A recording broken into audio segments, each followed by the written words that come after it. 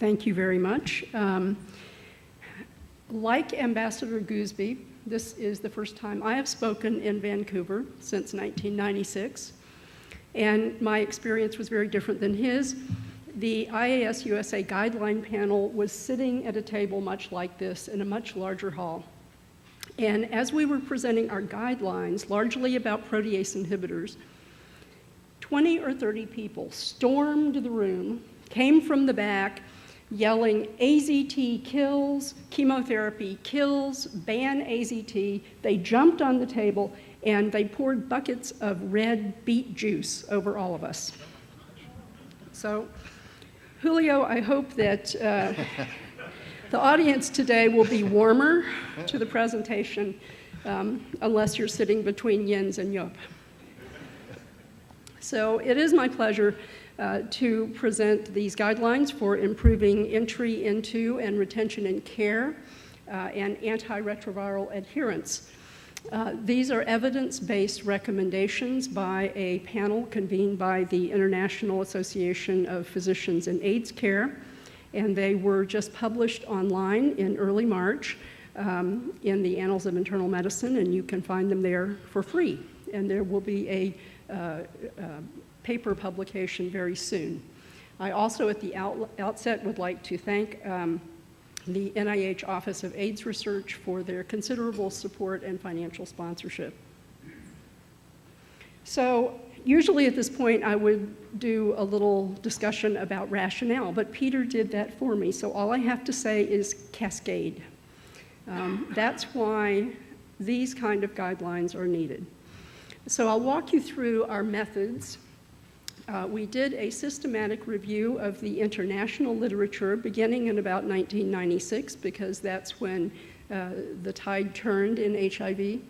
We did keyword searches of the CDC Prevention Research Synthesis database, which had over 46,000 citations.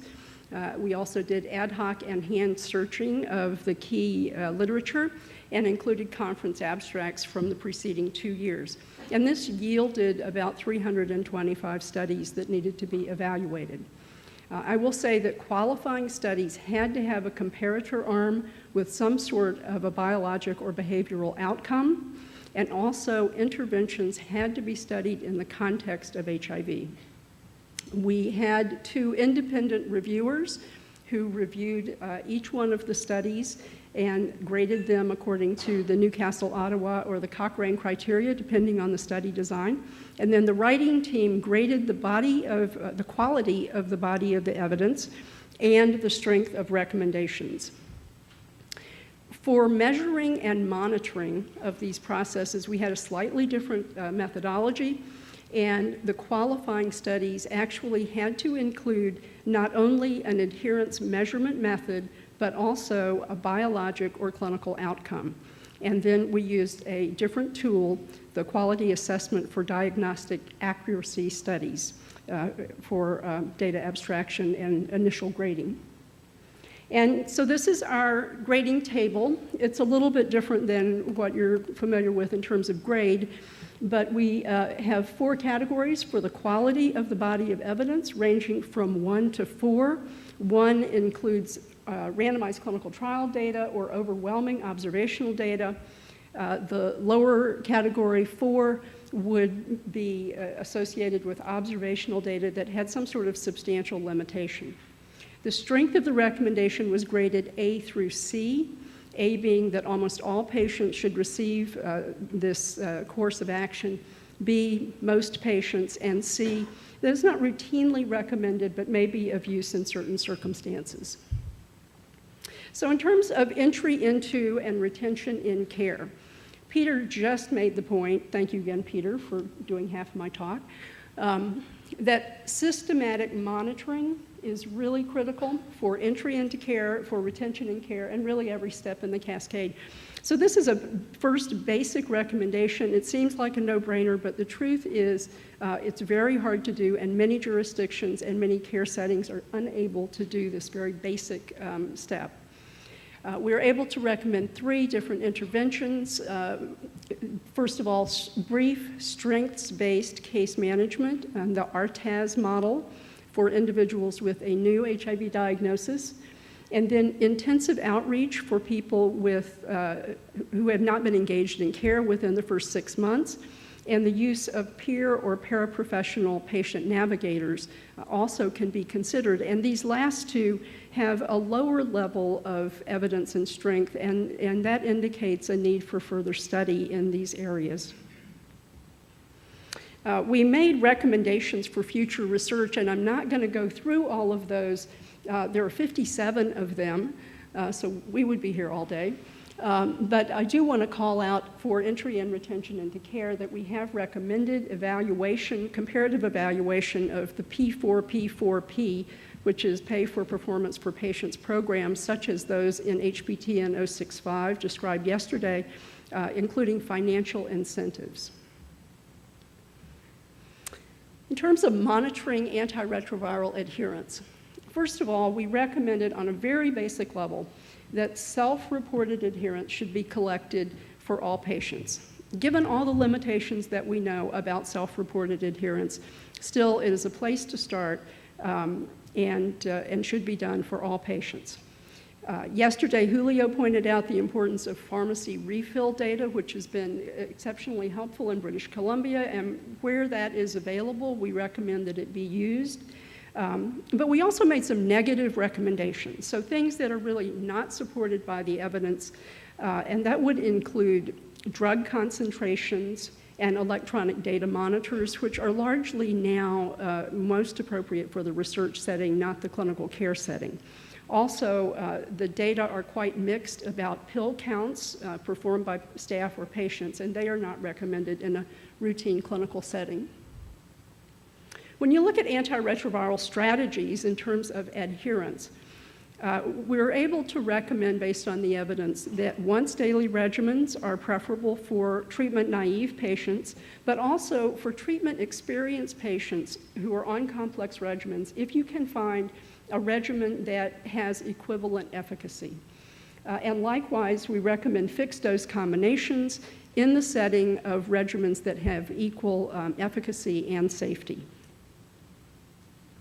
There are a number of adherence tools for patients that were looked at, and I'm delighted that Richard Lester is going to speak after me because he can do this part of my talk. I got off really light.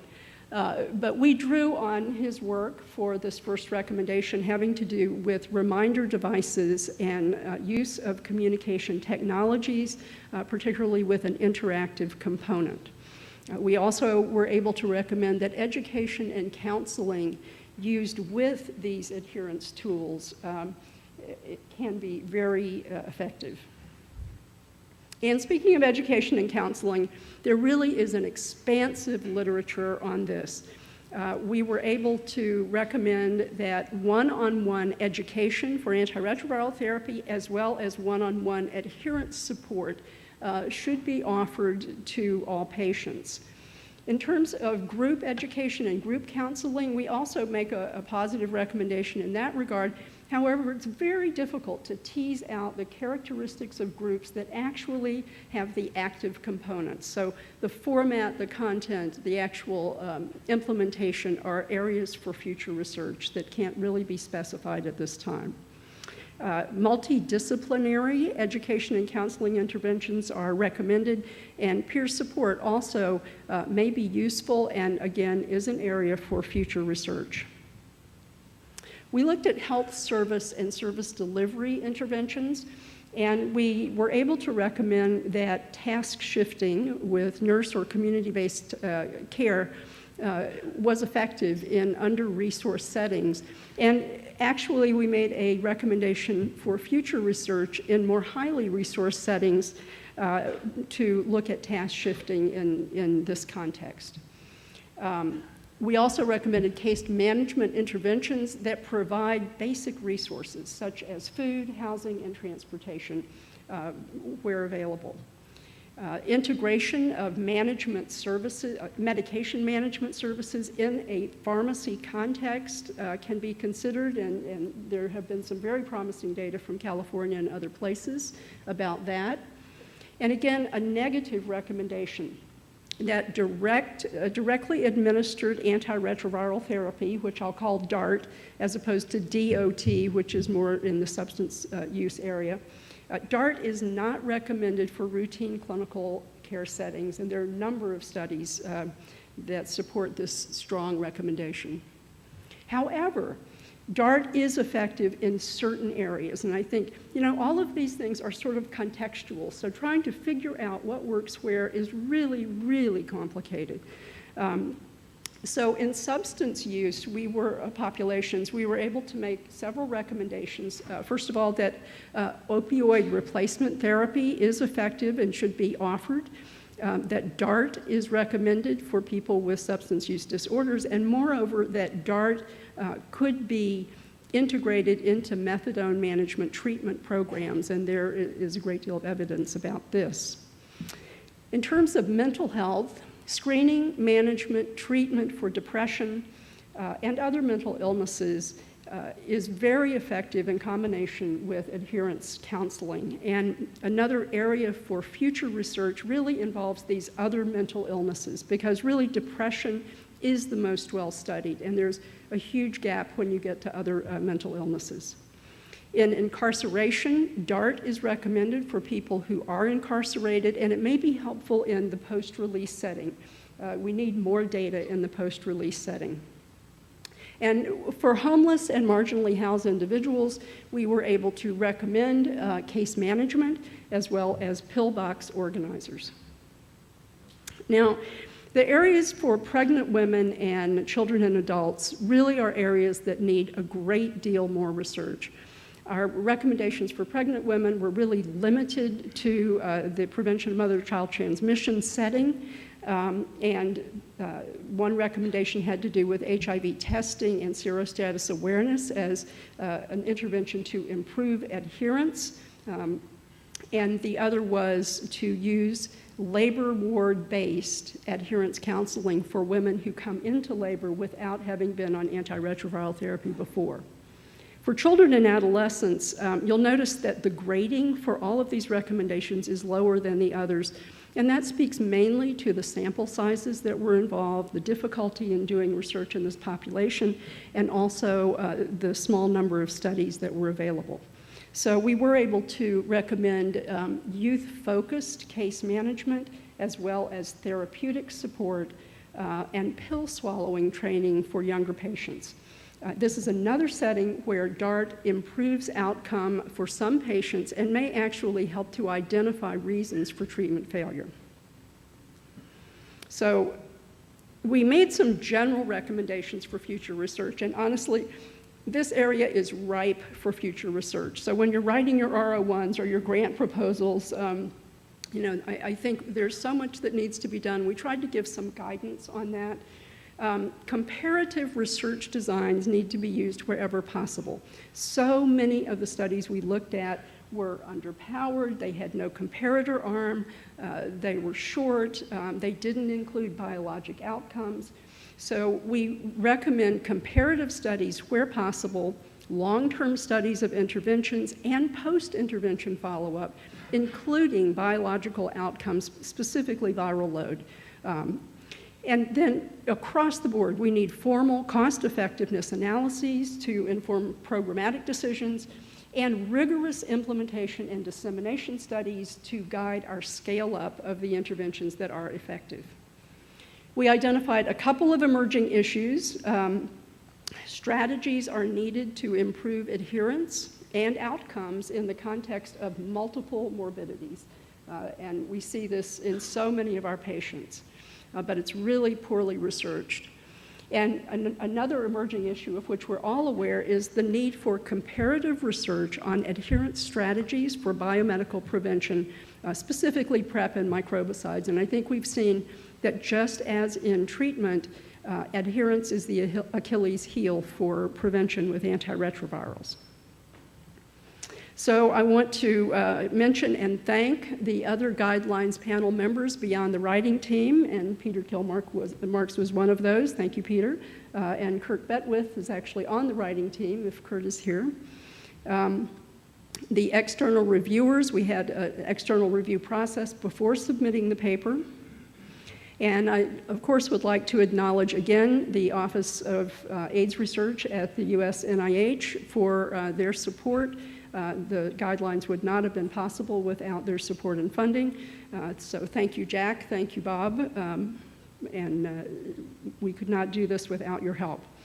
Also, Cindy Lyles was terrific in helping us with the CDC Prevention Research Database.